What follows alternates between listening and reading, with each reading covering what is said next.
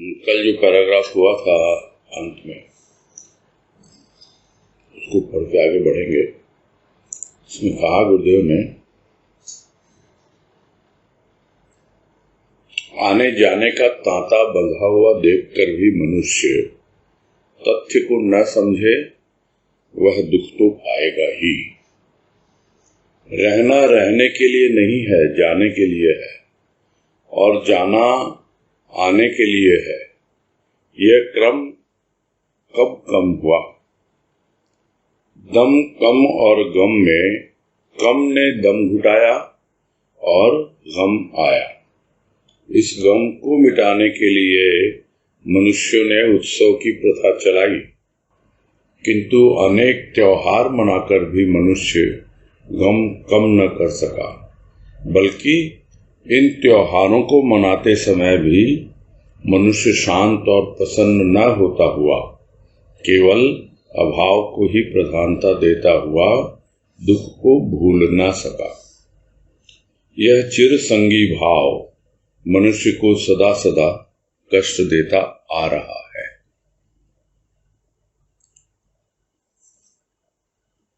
और यही समझने समझाने की बात आई थी इसमें पैराग्राफ में कि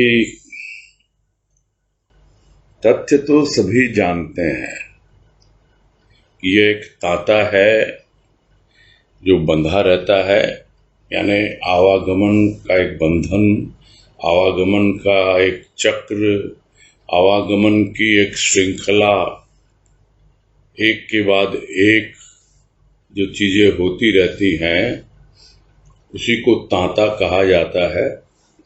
यानी कहीं भी उसका व्यतिक्रम नहीं है, क्रम चलता रहता है। तो उसको यदि न समझे मनुष्य, उसका क्या तथ्य है उसको न समझे तो स्वाभाविक है दुख आ ही जाएगा, और आ ही जाता है। उसे समझना होगा कि यहाँ रहने के लिए नहीं है, यानी सदा सदा के लिए कोई इस धरा पर नहीं आया है। वो आया है जाने के लिए, यानी एक सीमित समय है जिसको जीवन काल कहा जाता है, जीवन की अवधि कहा जाता है। जैसे ही वो समय पूरा होता है और जाने की तैयारी हो जाती है और उसे बाध्य होकर जाना पड़ता है, भले ही वो ये सोच ले कि मैं तो परमानेंटली यहीं रहने वाला हूँ, मेरा परमानेंट एड्रेस तो यह है। वो एक घर बनवाता है, अच्छे से रहने की कोशिश करता है, और कोई उसे पूछता भी है कि भाई तुम्हारा परमानेंट एड्रेस, तो वही एड्रेस बताता है। किंतु वो जानता नहीं है जब तक यह शरीर है तभी तक वह उसका परमानेंट एड्रेस है, क्योंकि यह जो परमानेंट एड्रेस शरीर के नाम से, और शरीर भी परमानेंट नहीं है, तो कुछ भी परमानेंट नहीं है, ये चलता रहता है। सब कुछ परिवर्तनशील है, सब कुछ टेम्पररी है। आना जाना, आया कुछ दिन रहा और फिर चला गया।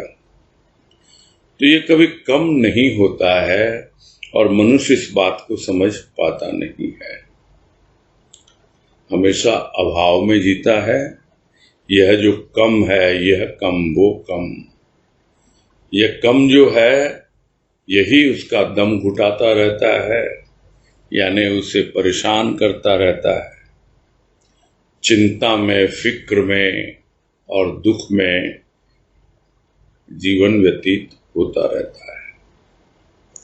और इस दुख को भुलाने के लिए, इस गम को मिटाने के लिए कितने उपाय करता है। और उत्सवों की प्रथा यही सोच समझ के चलाई गई होगी, किंतु उत्सव मनाकर भी यदि कोई दुख को भूल न सका, दुख दूर न कर सका और गम को कम न कर सका, दूसरी चीजें कम नजर आती हैं। गम कभी भी कम नजर नहीं आता, तो त्योहार मनाकर भी वो गम को कम नहीं कर सका, बल्कि वो उस कमी को, उस अभाव को ही प्रधानता देता रहा त्योहार मनाते हुए। शायद शांत होता, प्रसन्न होता तो कुछ समय के लिए दुख भूल जाता, किंतु वैसा भी नहीं होता। अभाव को ही प्रधानता देता हुआ चला जाता है, त्योहार मना लेता है, उत्सव मना लेता है, फिर वही का वही। बात नहीं बनती है।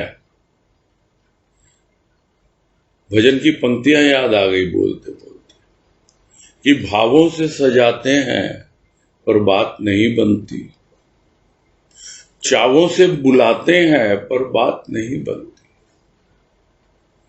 तो क्यों बात नहीं बनती, वो पूरा का पूरा उस भजन में वर्णन है। और उसमें एक पंक्ति और याद आ रही है, और वो यही है कि दुख से भरी आवाज उसे बिल्कुल नहीं सुनती।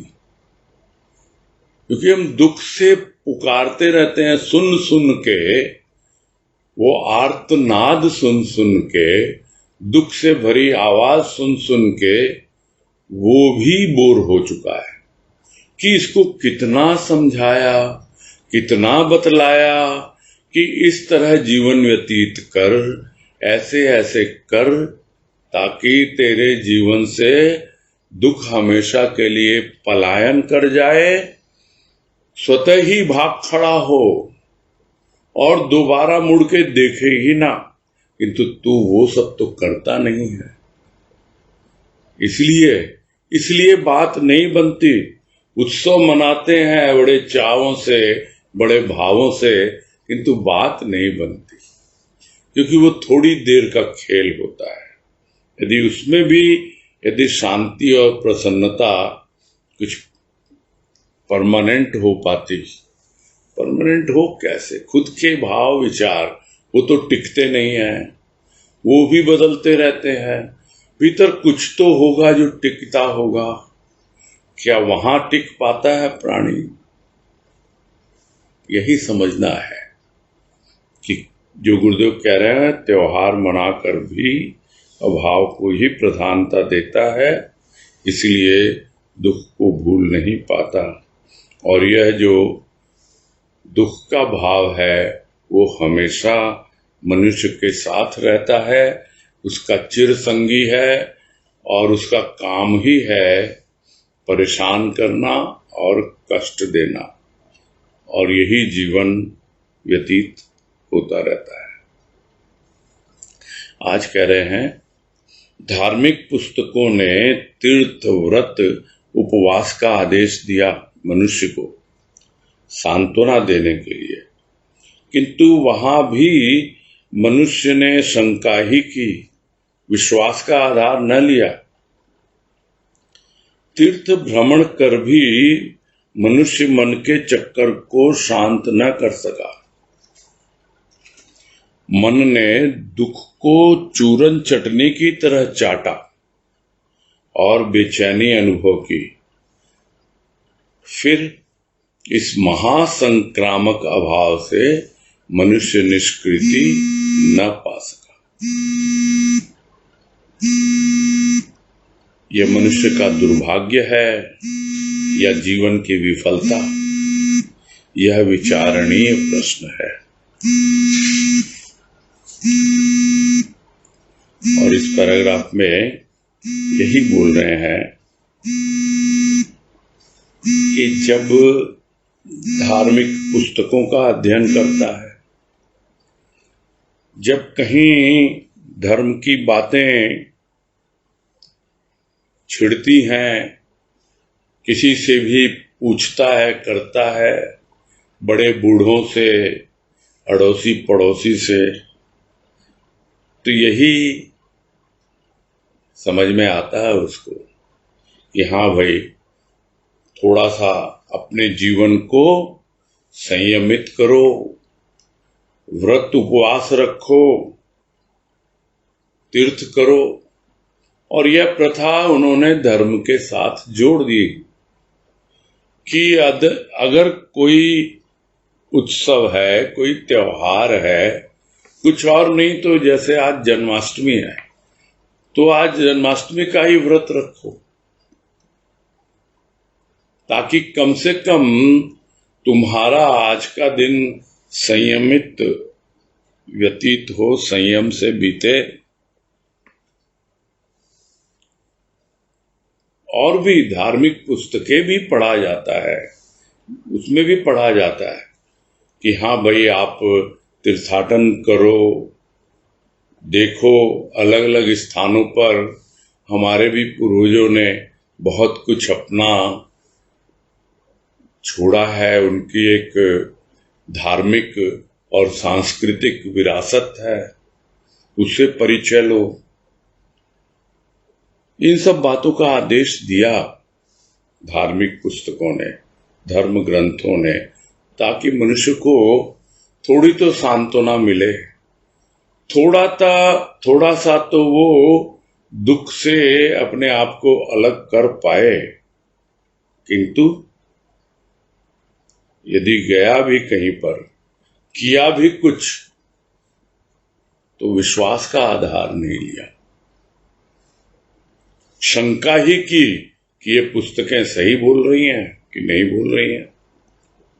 और जहां शंका आ जाती है, वहां अपने आप ही लंका आ जाती है।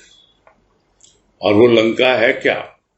लंका है आसुरी वृत्तियों का वास स्थान। बस ये शंका सबको बुला के ले आती है। जितने भी हमारी आसुरी वृत्तियां हैं, जितने भी हमारे विकृत विचार हैं, जो विकार युक्त है, बस शंका आई नहीं, सब तरह तरह से आने लगते हैं। और जैसे ही विश्वास आएगा,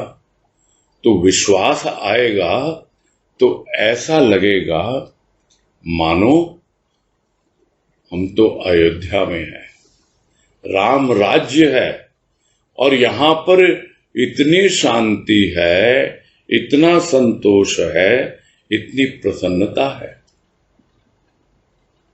तो विश्वास के साथ यदि तीर्थ भ्रमण किया जाए, विश्वास के साथ यदि व्रत उपवास भी किया जाए, तो कुछ न कुछ तो सांत्वना मिलती है, कुछ न कुछ तो उसके जीवन से दुख दूर होता है। किंतु किया क्या उसने? तीर्थ भ्रमण भी किया, उसके बावजूद भी उसके मन का चक्कर तो शांत नहीं हो पाया, खूब चक्कर काट आया, और बहुत बड़े बड़े अक्षरों में वो उसकी पब्लिसिटी करता है कि मैंने तो चारों धाम की यात्रा कर ली। और जब लोगों को लगा काफी दूर दूर जाना पड़ता है, चारों धाम के लिए चारों दिशाओं में जाना पड़ता है, तो एक क्षेत्र विशेष में ही उन्होंने चारों धाम की कल्पना कर ली कि हाँ भाई, उत्तर में जाएंगे और वहां के जो 4 धाम है उसकी यात्रा कराएंगे। तो इन सब से क्या हासिल हुआ? मन का चक्कर शांत हुआ? नहीं कर पाया। उसका कारण यही था, यही कह रहे हैं गुरुदेव, कि मन ने दुख को चूरन चटनी की तरह चाटा, यानी उसको इतना स्वाद लग गया है दुख का कि बिना दुख के उसको लगता है ये क्या, बहुत ही क्या खाना खा रहा हूं मैं, ये उबली हुई सब्जी, ये रूखी रोटी, ये भोजन भी कोई भोजन है? जो सात्विक भोजन व्रत उपवास करेगा तो कुछ इसी तरह से खाना पड़ता है। ये तो बाहरी भोजन, और भीतरी भोजन भी सात्विक होगा, और उसकी उसे आदत नहीं है, उसे तो दुख की आदत, और वो दुख को मिस करता है। जैसे भाई खाने के साथ चटनी तो होनी चाहिए, भले ही थोड़ी देर को भोजन कर रहा है, यानी मन उसका कुछ चिंतन मनन कर रहा है, कुछ पच रहा है भीतर, फिर उसको दुख याद आ जाएगा, क्योंकि मन चक्कर काटता रहता है, शांत नहीं होता है, फिर दुख उसको चाटने लगता है चूरन चटनी की तरह। और क्या होता है फिर? मानी बात है, बेचैन करता है। दुख तो अपना खेल दिखलाएगा, दुख का तो काम ही है बेचैन करना, वहीं से शुरू करता है वो। बेचैन करता है, फिर चिंतित करता है, और तब जाकर के खुद अपना साम्राज्य स्थापित करता है। इसीलिए गुरुदेव फिर कह रहे हैं कि यह तो महासंक्रामक अभाव है। फिर वही बात, क्योंकि आप तीर्थ जा रहे हो, 4 जनों के साथ जा रहे हो, अकेले तो तीर्थ का कोई मजा आता नहीं किसी को, कि अकेले कुछ मानसिक शांति मिले। फिर एक दूसरे को देखेंगे और एक दूसरे से अभाव की बातें करेंगे, या अभाव ले लेंगे, ये तो ऐसे कर रहा है, ये तो ऐसे कर रहा है, पता नहीं किन किन रूपों में यह जो महासंक्रामक रोग है, अभाव का रोग, ये मन जो है लेके आ जाता है और उससे छुटकारा नहीं मिलता। निष्कृति न पा सका, छुटकारा मिला नहीं इस दुख से। कितना ही व्रत उपवास कर लिया, कितना ही तीर्थ भ्रमण कर लिया, किंतु मन का चक्कर ऐसा है, मन बार बार दुख को खींच खींच के लेके आता है, क्योंकि मन को यह संक्रामक रोग लगा हुआ है। अब इसे क्या कहा जाए? मनुष्य की ऐसी दयनीय स्थिति देखकर संत महापुरुषों के मन में क्या विचार आता है? यही आता है, भाई यह मनुष्य का दुर्भाग्य है या इसके जीवन की विफलता है। बहुत कुछ कर सकता था जीवन में, बहुत कुछ पा सकता था, उसके भीतर कितनी संभावनाएं थी, उनको प्रकट कर सकता था, किंतु इस दुख के वशीभूत होकर, चिंता और अभाव के वशीभूत होकर इसने अपने जीवन को यूं ही निरर्थक व्यतीत कर दिया और अब भी कर रहा है। कितना समझाया जाए इसको? तो ये मनुष्य का दुर्भाग्य है। भाग्य तो दिया था भाग्य विधाता ने, कुछ लेकर तो आया था। तो यदि भाग्य पे भी रहता और सुख को अपनाता, तो उस सुख के सुख का साथ मिलकर के उसका भाग्य सौभाग्य में बदल जाता, किंतु उसने अपनाया दुख को, और वो दुख का दू मिलकर के वो उसका दुर्भाग्य बन गया। तब इसे दुर्भाग्य कहा जाए या कि उसके जीवन की विफलता कहा जाए? तो यह विचारणीय प्रश्न है। जो विचार करेगा कुछ न कुछ तो उसको उसका निदान मिलेगा, कुछ न कुछ तो निराकरण होगा। किंतु जो विचार ही नहीं करेगा और बार बार उसी घेरे में फंसता जाएगा, उलझता जाएगा, तो कहां से मनुष्य इस महासंक्रामक रोग से निष्कृति पाएगा? आगे कह रहे हैं, ऐसे अनेक प्रश्न हैं, किंतु मनुष्य प्रसन्नता को क्यों नहीं अपनाता, जबकि इस प्रसन्नता के लिए मनुष्य को कानी कौड़ी भी व्यय नहीं करनी पड़ती। शांत होता नहीं, सद्भावना की इच्छा रखता नहीं, राग द्वेष की अग्नि को सदा प्रज्वलित रखता है, वह दुख को कैसे भूल पाए? रोग है, दवा भी है, दुख है, उसके निवारण की विधि भी है। यदि विधि को न अपनाए तथा विधाता को दोषी ठहराए तो दुख असाध्य रोग की तरह मनुष्य को सदा कष्ट देता रहेगा। और अब समापन की ओर बढ़ रहे हैं गुरुदेव, इसलिए सार रूप में यही समझा रहे हैं कि अनेकों अनेक प्रश्न हैं। यहाँ तो बस 2 ही प्रश्न रखे कि विचार करो भाई, यह मनुष्य का दुर्भाग्य है या उसके जीवन की विफलता है कि यह दुख जो महासंक्रामक रोग के लिए रोग की तरह उसके पीछे लगा हुआ है, उसने अपना रखा, उसको कैसे उससे बाहर निकला जाए, विचार करना चाहिए। तो यही 1-2 प्रश्न नहीं है, अनेकों प्रश्न हैं, किंतु मनुष्य जो है प्रश्नों में उलझ कर भी कोई निष्कर्ष नहीं निकाल पाता। और निष्कर्ष इतना ही है कि प्रसन्नता को अपनाओ, सुख से जीवन व्यतीत करो। और इसके लिए क्या है, ठीक है, शारीरिक सुख के लिए तो कुछ न कुछ उपादान चाहिए, कुछ पदार्थ वस्तुएं चाहिए और उसके लिए पैसे भी लगते हैं, किंतु मानसिक सुख जिसको प्रसन्नता कहा जाता है, उसके लिए कुछ नहीं चाहिए। ये तो आपका अपना नेचर है, ये आपकी प्रकृति है, आपका स्वभाव है, इसको बदलना है। तो इसको क्यों नहीं अपनाता? प्रसन्नता को अपनाएगा कैसे?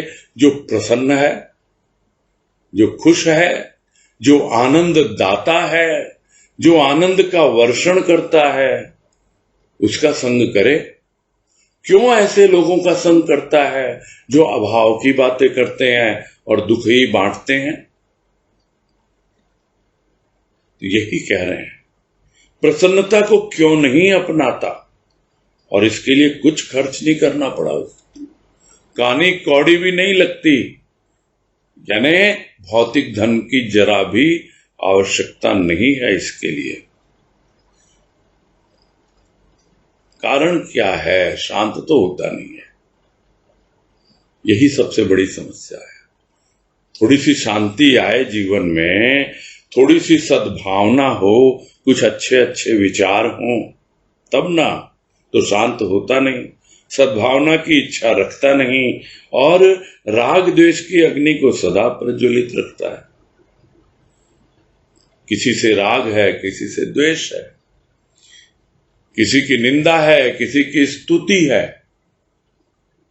जिससे राग है वो इतना उससे लिप्त है कि उसी की बड़ाई करता रहेगा, उसी की चापलूसी करता रहेगा, उसकी स्तुति करता रहेगा, और जिससे द्वेष है उसकी निंदा करता रहेगा। तो ये निंदा, स्तुति, राग, द्वेष, ये सब हमेशा उसके जीवन में लगे ही रहते हैं। तो ऐसा प्राणी दुख को कैसे भूल पाए?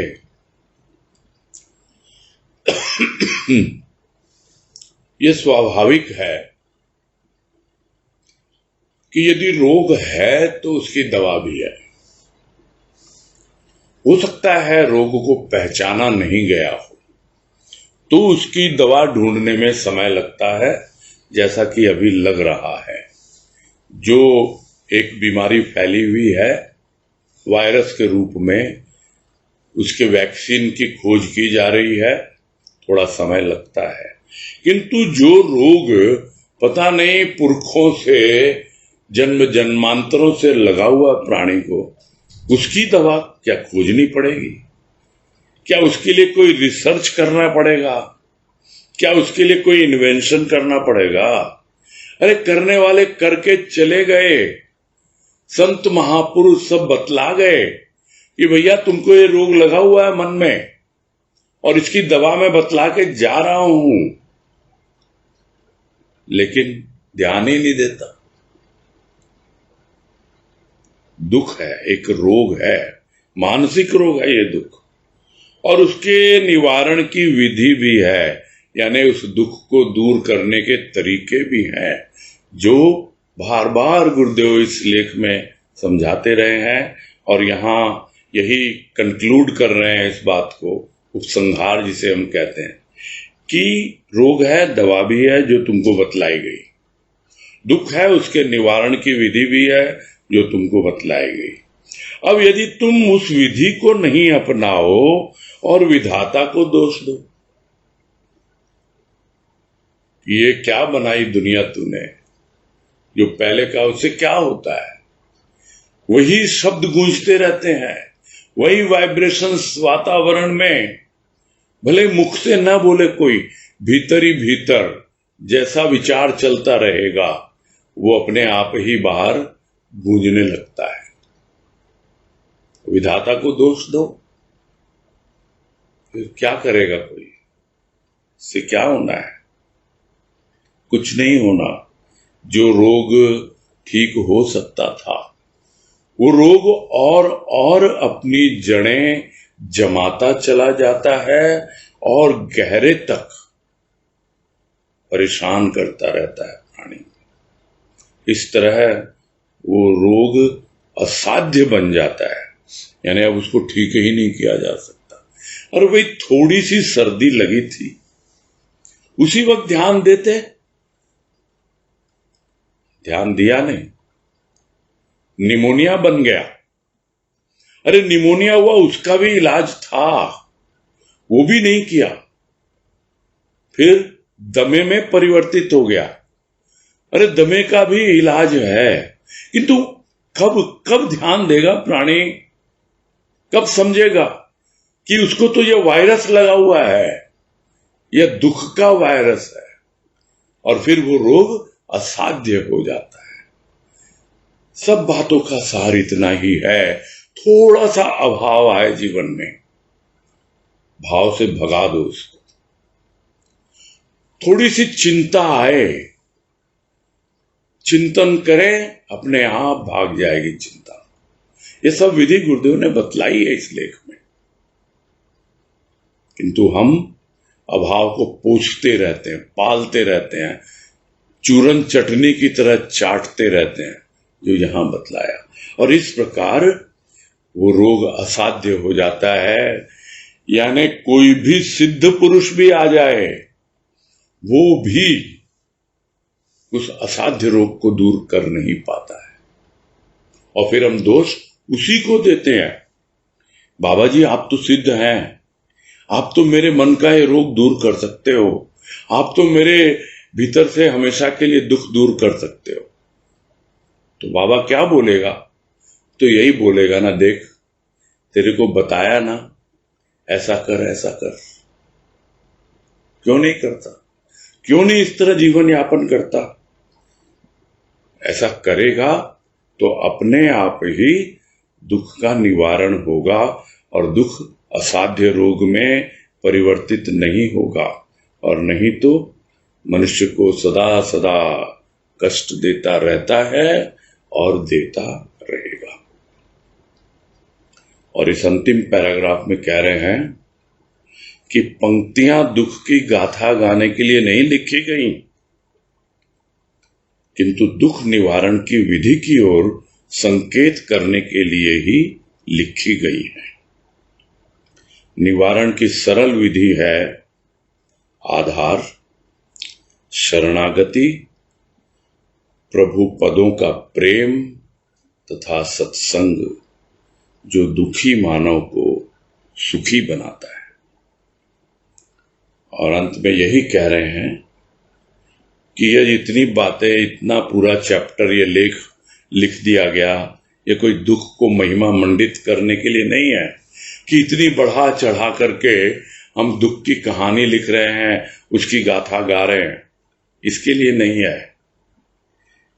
यह बतला करके बारीकी से एक एक उस रोग के लक्षण, ताकि जैसे ही वो लक्षण प्रकट हों वैसे ही आप उसका निवारण करें, तुरंत उसका इलाज करें, उसकी ओर संकेत दिया गया है। इसलिए लिखा गया है लेख, इसलिए कहा गया है कि भाई ये दुख का निवारण है, संभव है। और क्या है वो सरल विधि क्या है निवारण की? वो है सबसे पहले आधार लें। तो आधार किसका लिया जाता है? मानवीय बात है। आधार उसका लिया जाता है जो टिका हुआ होता है। बहते हुए का आधार क्या लेंगे? बहते हुए का आधार लेंगे तो हम भी बह जाएंगे। हम आधार लेते हैं ऐसे लोगों का जो स्वयं दुखी हैं, स्वयं अभाव में जी रहे हैं, तो फिर क्या होगा? हम भी बह जाते हैं दुख में, अभाव में। तो हम आधार लें उसका जो टिका हुआ है, जो साक्षात कुटस्थ भाव योगी संत है, जिसके भीतर भाव कूट कूट के भरा हुआ है और वो टिका हुआ है, वो हिलता नहीं, डुलता नहीं और हमारे भीतर भी अभाव नहीं आने देता। उसका आधार लें और उसके बाद उसकी शरणागति में आए। जो बात पहले भी 2-3 बार आ चुकी। शरणागति क्या है? शरणागति एक सुरक्षा कवच है। शरणागति क्या है? मुंह पे पहना हुआ मास्क है। शरणागति क्या है? यदि ऐसी अवस्था में पहुंच जाएं तो वो पूरे शरीर में पहनी हुई पीपीई किट है। वो हमको बचाती है, इस वायरस से बचाती है शरणागति, इस दुख के वायरस से। और फिर हम अपना प्रिकॉशन रखें, समुचित दूरी बना के रखें, सोशल डिस्टेंसिंग रखें, बस बच के रहें ऐसे लोगों से। तो फटकेगा ही नहीं दुख पास में। जिस किसी को भी रोग लगता है वो असावधानी के कारण लगता है, जागरूकता की कमी के कारण लगता है। जो कहा जाता है सावधानी हटी दुर्घटना घटी। इस बात को समझ लेना चाहिए। हमेशा सावधान रहना, जागरूक रहना। हमने आधार लिया है उसका, हम उसकी शरण में हैं, किंतु सावधान भी रहें, जागरूक रहें और अपने प्रभु के चरणों के प्रति प्रेम रखें। हमेशा उसके प्रेम और भाव में जीवन व्यतीत करें और सत्संग को अपनाकर वही हमारे जीवन का प्रथम फर्स्ट प्रायोरिटी, वही मुख्य हो हमारे लिए। दुख आएगा ही नहीं, ये कोई भैया नहीं बोल रहा है, ये गुरुदेव स्वयं बोल रहे हैं। जो एक वाणी में कहते हैं, छोटी सी वाणी, मुख्य सत्संग बाकी गौण। बाकी सब गौण है, यानी सेकेंडरी है, बाद में उनका नंबर आता है। सबसे मुख्य है सत्संग और उसकी भक्ति, उसका प्रेम, उसका भाव, उसकी शरणागति, उसका आधार। और ये यदि जीवन में है तो यह निवारण की सबसे सरल विधि है। इससे सरल विधि हो ही नहीं सकती है। बस लेख को यही संपूर्ण करते हैं आज।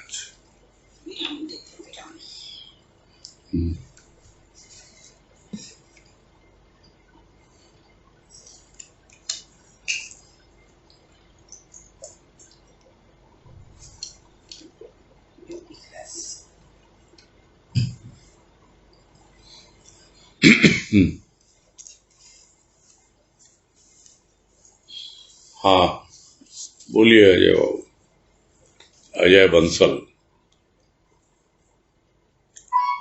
नमस्ते भैया। हाँ नमस्ते, बोलिए। ये कल जो शुरुआत हुई थी हृदय की पवित्रता और विचारों की कोमलता, तो इसमें फर्क है दोनों में। हाँ जी, तो जरा समझाएंगे, मतलब क्योंकि विचारों की कोमलता में भी आपने कहा कि मन को निर्मल करना है, तो कहाँ पे मतलब कुछ फर्क है, थोड़ा सा और इलैबोरेट कर सकते हैं? विचार मन में आते हैं और जो हमारी मान्यताएं, हमारी जो रूढ़िवादिता होती है, जिसको ले करके हम इतने रिजिड हो जाते हैं, इतने स्टिफ हो जाते हैं भीतर से, तो हमारे विचारों की जो कोमलता है वो कम हो जाती है, या यूं कहें धीरे धीरे नष्ट हो जाती है। यानी अपने आप को फ्लेक्सिबल रखें, कुछ भी एक्सेप्टेंस के लिए। हो सकता है कोई नई बात आए, कोई नया विचार आए, कुछ ऐसी बातें हों जो हमको लगे अच्छी है, तो एक बार अपना के तो देखें। लेकिन जो लोग अपने विचारों में बड़े रिजिड होते हैं, कठोर होते हैं, वो इन सब चीजों पे ध्यान ही नहीं देते हैं। नहीं नहीं, हमको ये सब नहीं चाहिए, हम तो जैसे कर रहे हैं वो हमारे लिए ठीक है, बस। फिर वही वाला शेर आ गया ना कि कुछ नया करने की वहशत थी कम, कुछ नया करना चाहते ही नहीं, इसलिए वो हमेशा रिजिड ही बने रहते हैं। और वो रिजिडिटी नहीं होनी चाहिए विचारों के अंदर में, उसमें कोमलता आनी चाहिए। और मन में मान्यता होती है, मन में विचार होते हैं, इसलिए मन का मैल बन जाते हैं। ये जो हमारी मान्यताएं और रिजिडिटी है, ये हमारे मन का मैल बन जाते हैं, इसलिए विचार की कोमलता धीरे धीरे खत्म हो जाती है। ये बतलाया गया था, लगभग ऐसा ही समझ में आया था उस वक्त भी, और अभी भी यही लग रहा है कि विचार मन में आते हैं और मन की कोमलता इस प्रकार से हम ला सकते हैं। और ये जो हृदय की पवित्रता है, वो जो विकार है, नहीं, विकार वगैरह नहीं है। हृदय की पवित्रता यानी हृदय में सबसे जरूरी क्या है? प्रभु का प्रेम और भाव। वो जब हृदय में आए तो अपने आप ही पवित्रता आ जाती है। किंतु हम करते क्या हैं, वो प्रभु के प्रेम में भी हम कुछ न कुछ स्वार्थ लगा देते हैं, क्योंकि हमारी आदत ही है हर एक चीज में स्वार्थ की, भले वो प्रेम ही क्यों ना हो। दुनियादारी में देखो, हम किसी से प्रेम करेंगे तो थोड़ा दिखावा करेंगे, शो ऑफ करेंगे कि हाँ देखो हम तुमको एक गिफ्ट दे रहे हैं। वैसे ही है, हम तुमको इतना चढ़ावा चढ़ा रहे हैं। अरे आप प्रेम कर रहे हो, दिखावा करने की क्या जरूरत? इतना चढ़ावा चढ़ा रहे हैं, ये गिफ्ट दे रहे हैं, तो दे क्यों रहे हैं भाई? प्रेम कर रहे हैं, प्रेम करो। नहीं, उनको बदले में गिफ्ट चाहिए। अरे मैंने तो उसको गिफ्ट दिया था, उसने तो रिटर्न गिफ्ट दिया ही नहीं। और इधर मैं सत्संग में बहुत लोगों के मुंह से सुनता हूं, ये हम गिफ्ट देते हैं, देखो हमको गुरुदेव ने ये रिटर्न गिफ्ट दिया। यानी आप गिफ्ट दे रहे हो, उसके पहले ही आपके मन में यह भावना है कि मुझे रिटर्न गिफ्ट मिले। ऐसे में हृदय की पवित्रता नहीं होती है। हृदय की पवित्रता होती है, बस मुझे प्रेम करना अच्छा लगता है, मेरे हृदय में प्रभु का प्रेम है, मैं कुछ प्रेम के वशीभूत होके कर पाऊं, वो उसकी बहुत बड़ी कृपा है। और न भी कर पाऊं तो कम से कम उसका प्रेम मेरे हृदय में हमेशा बना रहे, यही इच्छा होती है ऐसे व्यक्ति की।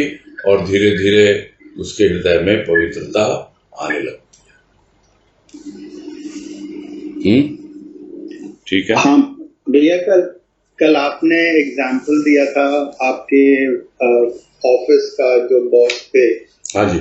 और ऐसा कोई घर का कोई वाकया, क्योंकि क्या ये सब बातें होती रहती हैं ऑफिस में, घर में, तो घर का कोई वाक्य अगर आप शेयर कर सके तो उससे क्या एक मन में एक समझ आती है और अपनी जो सो कॉल्ड प्रॉब्लम्स है उसको अच्छी तरह से फेस कर सकते हैं। नहीं, घर का भी बॉस तो कोई ना कोई होता ही है, वहां भी सुनना ही पड़ता है। घर में बॉस तो एक होता ही है, जो घर का कर्ता धर्ता होता है, जो पूरा कंट्रोल करता है घर को, उसके कार्यों को। तो ऑब्वियसली आपको अपनी बात रखने का मौका मिले जरूर रखिए, लेकिन अगर सामने वाला सुनने के मूड में नहीं हो तो आप जबरदस्ती तो कर नहीं सकते हैं, जो बॉस के केस में है। और स्वाभाविक है, आप और हम जैसे, भले ही हम मजाक में लाइट मूड में बोलें, है ना, वो एक अलग बात है, लेकिन इतना तो हमको घर में स्वीकार करना पड़ता है कि जो गृह लक्ष्मी होती है, वही जो होती है, उस पे घर का संचालन छोड़ दिया जाए तो हम बड़े निश्चिंत होकर रह सकते हैं। उसमें ज्यादा दखलंदाजी नहीं करनी चाहिए, मेरा तो यही अपना अनुभव है। इसलिए घर में मैंने ज्यादा फेस किया नहीं इसको। ठीक है, क्लियर है? हाँ भैया, प्रणाम। हाँ प्रणाम। हाँ, हरिओम। हाँ, नेक्स्ट अंबिका राय का। प्रणाम भैया। हाँ नमस्कार, बोलिए। हमें जैसे कोई बात हो जाती है तो हमको उस चीज का दुख होता है, तो कितनी बार ऐसे सोचते हैं कि नहीं, हम भगवान का चिंतन करें, उसी को याद करें तो इस बात का दुख नहीं होगा।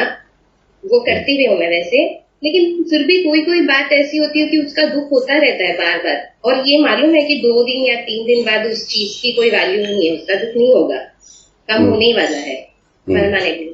फिर भी वो 1-2 दिन तक तो चलता ही रहता है उस चीज का, और वो जब भी बात याद आती है तो फिर उसका दुख हो जाता है। तो वो कैसे कहूँ?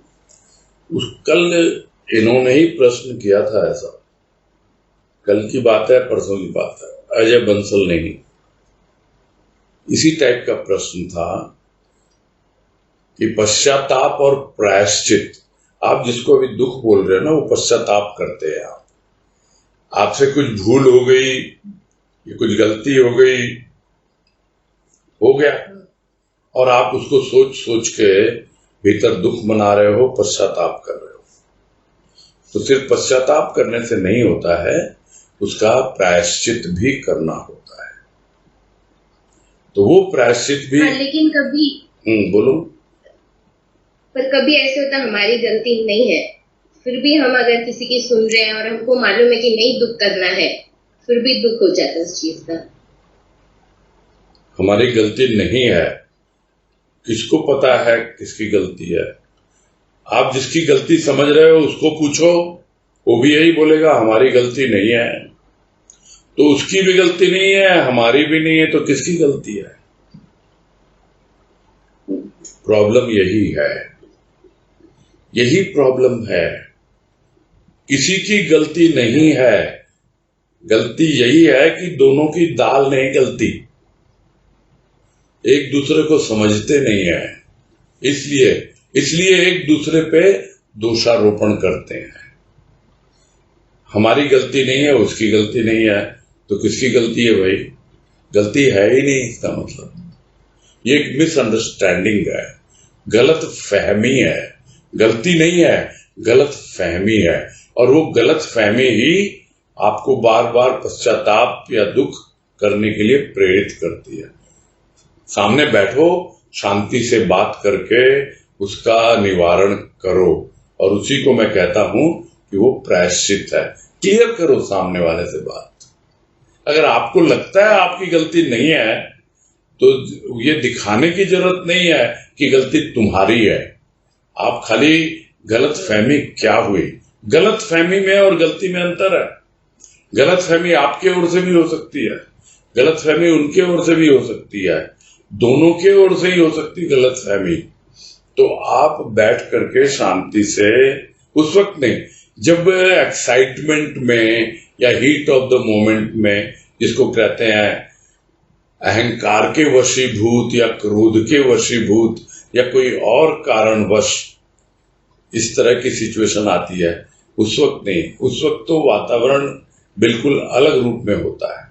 जब थोड़ा सा वातावरण हल्का हो, शांत हो, तो जरूर वो जो गलत फहमी है उसको दूर करना चाहिए, और उसी को मैं कहता हूं कि वो प्रायश्चित है। आपने गलती की नहीं तो आप दुखी क्यों हो रहे हो? आप इसलिए दुखी हो रहे हो कि वो सामने वाला गलती करके भी समझ नहीं रहा है।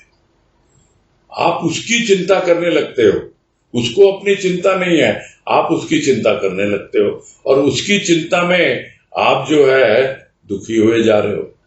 मतलब आप जरा एनालाइज करो सिचुएशन को, ये है समस्या।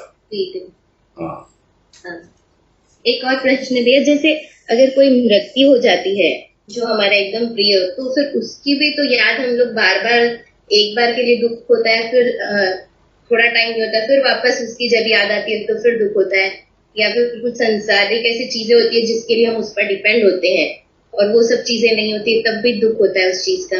हाँ, होता है। वो जितना आपका उसके साथ में अटैचमेंट होगा, लगाव होगा, उतना ही ज्यादा इसका प्रभाव होगा। इसीलिए सब लोग, जितने भी संत महापुरुष हैं, यही कहते हैं कि आप दुनियादारी में कम से कम लगाव रखो, कम से कम अटैचमेंट रखो। भले ही वो आपके डायरेक्टली रिलेशन में ही क्यों ना हो, भले ही वो आपके माँ बाप या बच्चे ही क्यों ना हो, उसी को तो मोह ममता कहा जाता है। मोह ममता और क्या है? यही सब चीजें। जितना उससे बचा जाए उतना, वो पहले से तैयारी करनी पड़ती है, और नहीं तो देखा जाता है कुछ लोग तो इतने विक्षिप्त हो जाते हैं, पागल से हो जाते हैं। कोई दुनिया से चला गया तो वो भी अपना बिल्कुल देह त्यागने के लिए, मरने के लिए तैयार हो जाते हैं। तो ऐसे तो जीवन नहीं होता ना, समझना चाहिए, है ना। दुख होता है थोड़ी देर को, ठीक है, उसके साथ बिताए हुए पल याद आते हैं, लेकिन उसमें जो भी अच्छी बातें हमने ग्रहण की ना, उनको हम याद रखें। हम व्यक्ति को याद करने की बजाय उनकी अच्छाइयों को याद करेंगे ना, तो उससे हमको पॉजिटिव फीलिंग आएगी और दुख नहीं होगा। हमको वो इंस्पिरेशन देगा, हमको वो प्रेरणा देंगे। जाने के बाद भी उनकी अच्छी अच्छी बातें, उनकी अच्छाइयाँ हमको आगे बढ़ाएंगी। फिर हम दुख नहीं मानेंगे, बल्कि उससे इंस्पिरेशन लेके आगे बढ़ेंगे, है ना जी। हाँ, थैंक यू भैया। हाँ, प्रणाम भैया। हाँ, हरिओम। हाँ, नेक्स्ट अनीता तुलसियान।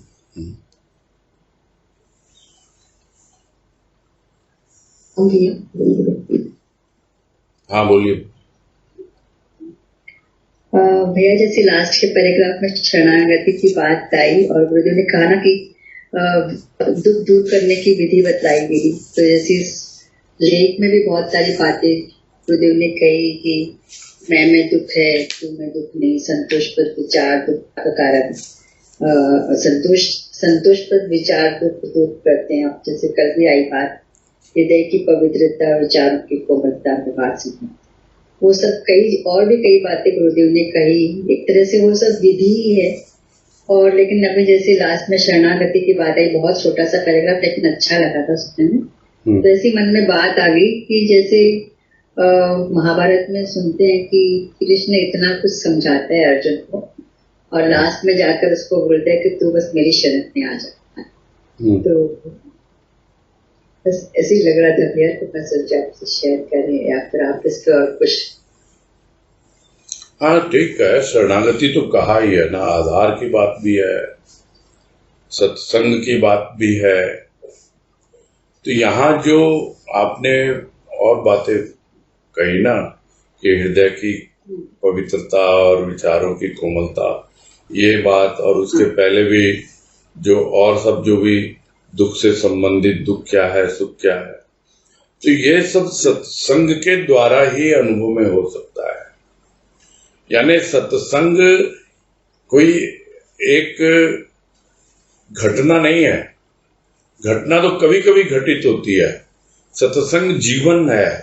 इसीलिए लास्ट में कहा गया ना कि वो फर्स्ट प्रायोरिटी है हमारे लिए, वो हमारा जीवन है। ये बात जो है बहुत अच्छे से समझ लेनी चाहिए, तब जाकर के दुख दूर होगा। शुरुआत तो बहुत बढ़िया से आधार ले लिया, शुरुआत है, फिर शरणागति हो गई और बढ़िया, और प्रभु के पदों में प्रेम हो गया, उससे भी बढ़िया।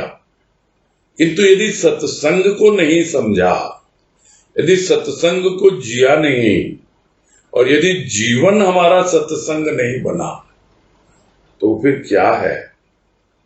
इतना आसान नहीं है परमानेंटली दुख दूर करना, या दुख हमेशा के लिए चला जाए, इतना आसान नहीं है ना।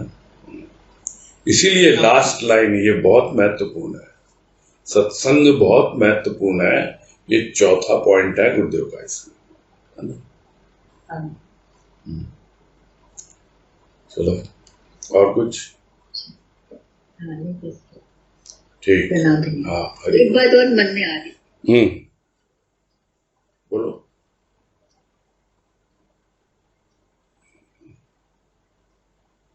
उसने उसको म्यूट कर दिया, कोई बात नहीं, फिर से आएंगी अनीता।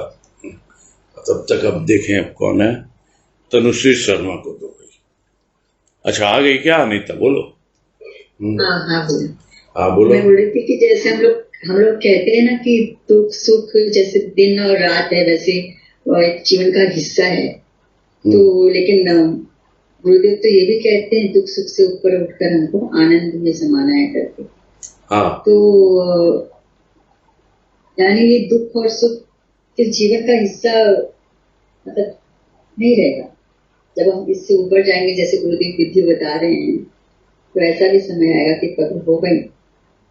मगर ये भी है कि जैसे हम संतों के बारे में भी सुनते हैं, रामकृष्ण की भी सुना कि जैसे अंबिका ने अभी कहा, तो कभी कभार तो किसी वस्तु विशेष की वजह से उनको भी ये फीलिंग होती थी। तो क्या समझे, फिर दुख और सुख का दिन और रात की तरह रहेंगे या फिर खत्म हो जाएंगे? सरफेस पे तो होंगी चीजें, गहराई में नहीं होगी। साधारण प्राणी के साथ गहराई में होती है, और उनके साथ जो है वो सतह पर होती है।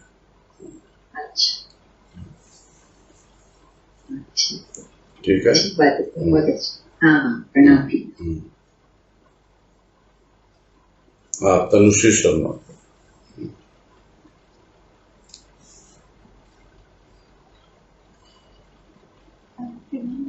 हाँ, नमस्कार, बोलो। उसमें जो स्टार्टिंग में बात आई थी कि दुख मैं में है, तुम में दुख नहीं है। हाँ। तो और उसमें लेकिन गुरुदेव ने ये भी बोला था कि अब हम अपनी मन और बुद्धि के हिसाब से सारी जिम्मेदारियां निभाते रहेंगे, तो इसमें दुख नहीं होगा हमें। और जिम्मेदारी दोनों की होगी, प्रभु की भी होगी, हमारी भी होगी। हाँ जी। तो इसमें होता ये है कि जब हम प्रैक्टिकल लाइफ में इसको इम्प्लीमेंट करना चाहते हैं तो थोड़ा सा कॉम्प्लिकेटेड हो जाता है, क्योंकि हमारी बुद्धि हमको बता नहीं पाती कि हमें एक्चुअली क्या करना चाहिए इस पर्टिकुलर सिचुएशन में। तो क्या हम ऐसे में उसके ऊपर छोड़ दें, क्योंकि हमारा उतना विवेक नहीं है कि हम डिसीजन ले पाए कि हमारे लिए क्या सही रहेगा। पहली बात तो क्या करें ये क्लियर नहीं होता है। हाँ, उसी को तो एक्सपीरियंस बोला जाता है ना। एक्सपीरियंस से आती है चीजें, अनुभव से आती है कि किस तरह से किस सिचुएशन को हैंडल करना है। अब ठीक है, अलग अलग रूपों में सिचुएशंस आती हैं, किंतु आपको सिर्फ बाहरी रूप को नहीं देखना होता है, उसके भीतर कहाँ से वो सिचुएशन ओरिजिनेट हुई है। तो वो आप जब ओरिजिन की तरफ जाते हो तो मोस्टली आप पाओगे कि मोर और लेस वो आपने अनुभव की हुई है। भले ही बाहर के सीन बदल गए हो, लोग बदल गए हो, यानी पात्र बदल गए हो, भले ही देश कोई और जगह हुई हो घटना, और भले ही काल यानी समय कुछ और हो, यानी देश काल पात्र बदल जाता है, किंतु आपका जो अनुभव है वो आपको बतला देता है कि नहीं, it is something similar which you already have experienced, यानी जो आपने अनुभव किया है बिल्कुल उससे मिलता जुलता है, और उस वक्त आपको उसको रिकॉल करना होता है। जो अनुभव आपको हुआ उसको रिकॉल करके उस वक्त आपने क्या बेस्ट पॉसिबल किया था, उसी के आधार पे आप आगे बढ़ते हैं। तो बुद्धि का विवेक तो ऑब्वियसली है नहीं, जितना चलता है उतना तो चलाना ही है। मैक्सिमम जितना हम अपना कर सकते हैं उतना करें, और स्वाभाविक है बाकी उस पर छोड़ेंगे ही, तू पे ही छोड़ेंगे ना। जिम्मेदारी तो उसकी ही ज्यादा है ना, मालिक की तो जिम्मेदारी ज्यादा है। कर्मचारी हैं हम तो, हमारा क्या है भाई, हमको तो कर्म जो सौंप दिया उसने हम तो कर रहे हैं। जैसे मालिक ने कर्मचारी को दे दिया है काम, भाई तुम्हारा क्या काम, तुम तो भाई बैठ करके कुछ नहीं, ये गल्ले पे बैठ जाओ और नोट गिनो और कुछ नहीं करना है। तो जो नोट गिनता है कर्मचारी, तो क्या वो समझ लेता है कि नोट मेरे हैं, ये कैश मेरा है? नहीं, उसको मालूम है ये तो मालिक का है, उसको काम मिला हुआ है, वो कर्मचारी है, वो कर्म कर रहा है नोट गिनने का, लेकिन कभी भी उस पैसे पे वो अपना हक थोड़े समझता है, और समझता है तो बेवकूफ है वो विवेक उसका बतलाता है ये तेरा नहीं है, ये तेरे मालिक का है। तो समझ में आता है कि कौन सा तो मालिक कर रहा है और क्या मुझे करना है और क्या मैं कर रहा हूं। मुझे जो काम दिया वो मैं कर रहा हूं और बाकी मालिक संभालेगा। सिंपल है तो, है ना। हाँ, जो हम कर रहे हैं उसमें अपने विवेक को और हमें परिमार्जित करना है, और जिसको हम कहते हैं शार्प करना, उसको बोलते हैं ना, ब्रेन को शार्प करना होता है, वैसे ही विवेक को और जगाना होता है। और अगर ये डर रहता भैया कुछ गलती हो गई हमसे तो फिर बाद में हमको तो पश्चाताप क्या हो गया, होगा, पश्चाताप क्या होगा, सीखेंगे ना कुछ, है ना। अभी इस बार ही कोटेशन डाला ना कि अतीत की भूलों से आप कोई पश्चाताप मत करो भाई, है, कुछ न कुछ सीखा ही है ना आपने, है। उस सीख को, उस अनुभव को आप फाउंडेशन बनाओ ना, वो आपको और आगे बढ़ाएंगे। दोहराए नहीं विवेक बढ़ता है, नहीं, विवेक बढ़ता है, बहुत बढ़ता है, बहुत ज्यादा। आप एक गलती को सिर्फ एक गलती मत मानो। तो बात अभी हो रही कि वो that was just an incidence, एक घटना थी वो गलती, लेकिन उस घटना के पीछे कितना ताना बाना बुना गया था, कितने थॉट्स थे, कितने प्रोसेसेस थे, कितने कैरेक्टर्स उसमें इन्वॉल्व हुए थे। बहुत सारी चीजें होती हैं, वो सब चीजें आपको एनालाइज कर सकते हो आप। वो जब एनालाइज करना सीख जाते हैं उसी को विवेक कहते हैं, और कुछ नहीं कहते। ठीक है, समझ में आ गई बात? हाँ भैया, क्लियर हो गया। प्रणाम। हाँ, हरिओम हरिओम। हाँ, नेक्स्ट सुधा तुलसियान। प्रणाम भैया। हाँ, नमस्कार, बोलिए। ऐसी बात आई थी कि चिंतनशील व्यक्ति भी कभी कभी दुखी देखा जाता है। हाँ जी। कारण है वातावरण, परिस्थिति, सामाजिक रीति रिवाज तथा स्वभाव। ये जो लास्ट में जो है ना कि चौथी चीज, ये वातावरण समझ में आता है कि वो हम थोड़ा मतलब अभी थोड़ा विवेक से समझ में, परिस्थिति पता चलती है, सामाजिक रीति, स्वभाव। अभी तक इस स्वभाव पे जो है मतलब उसको कैसे, मतलब उसकी वजह से दुखी होना कैसे बंद किया? चिंतन को और गहराई तक लेके गए। देखो, बहुत कोशिश करने के बावजूद भी एक कहीं ना कहीं एक छोटा सा वो रहता है जिसको हम कहते हैं, वो एक बेसिक नेचर होता है, वो उसकी मूल प्रकृति होती है। प्रकृति के मूल में तो पुरुष है, किंतु जैसे ही वो पुरुष प्रकृति का रूप धारण करता है तो वो पहली उसकी प्रकृति होती है, वो उसकी मूल प्रकृति होती है, बेसिक नेचर होता है उसका। वो इतनी आसानी से नहीं होता, क्योंकि हर वक्त तो पुरुष के भाव में रह नहीं सकते आप। तो वो जो प्रकृति है जैसे जैसे आगे बढ़ती है वो, और उसमें सबसे जरूरी, सबसे पहले क्या चीज आती है? सबसे पहले आता है अहंकार। यानी ये जो अहंकार है इसको यदि संभाल लिया जाए ना, क्योंकि बेसिक नेचर में सबसे पहले ये चीज आती है अहंकार। आप देखो पंचम तल्ला परमात्मा, तीसरा तल्ला उसके बाद है ना, क्या है? हाँ, तीसरा तल्ला है ना अहंकार। हाँ, हाँ, वो आता है, वहीं से नेचर शुरू होता है आपका। वो बेसिक नेचर में आपका अहंकार जो है वो कैसा है, वो ऑब्वियसली आपको देखना होता है, समझना होता है।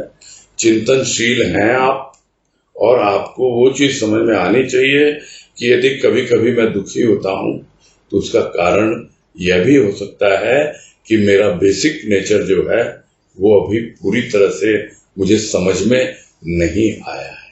नहीं तो किसी ने दो बात कह दी, दुखी हो जाता है प्राणी। किसी ने दो बात कह दी और उस वक्त क्या है, अगर आप चिंतनशील है तो दुखी नहीं होंगे। मुझे कहिए क्या, मुझे कौन छू सकता है ना मेरा रखवाला। उसी को गई है बात, तो वही संभालेगा मुझे। हम लेते ही नहीं अपने ऊपर उसको। अब सामने वाले को बोलने की जरूरत नहीं है। आप चिंतनशील हो, आप चिंतन करो कि सामने वाला आज अगर मुझे दो अपशब्द बोल रहा है और मेरे अहंकार को चोट पहुंच रही है, तो हम अपने भीतर यही विचार करेंगे कि भाई मुझे क्या चोट लगेगी, मेरा अहंकार तो है ही नहीं कुछ। जो कुछ भी है वो तो मेरे प्रभु के चरणों में, तू ही तू है, तू में ही सुख है। थोड़ा सा भी मैं आ जाएगी तो वो मैं जो है अहंकार बन के वो चोट पहुंचाएगी, आपको दुखी करेगी। बस इतना सही समझना है। तो वो स्वभाव ऐसा होता है, इसलिए बहुत जल्दी वो चीज चोट कर जाती है, दुख मान लेता है। ठीक है? हम भी ऐसा समझ में आ रहा था लेकिन उसे निकल नहीं पा रहे थे, इसलिए हम भी आज वो एक बताया प्रोसेस, अपने वो अच्छा लगा। हाँ नहीं ठीक है, अच्छी बात है, क्लियर होना चाहिए। हाँ, प्रणाम। हाँ हरिओम। भाई अब समय तो है नहीं, श्रुति चौमाल का हाथ है। भाई श्रुति क्षमा चाहेंगे आज तो, है ना, समय पूरा हो गया है। आप कल अपना रखना प्रश्न, अभी तो पूरा करेंगे आज। ठीक है? कल से हम शुरू करेंगे नया लेख, है ना, जो बात हो चुकी है पहले ही, समाधि।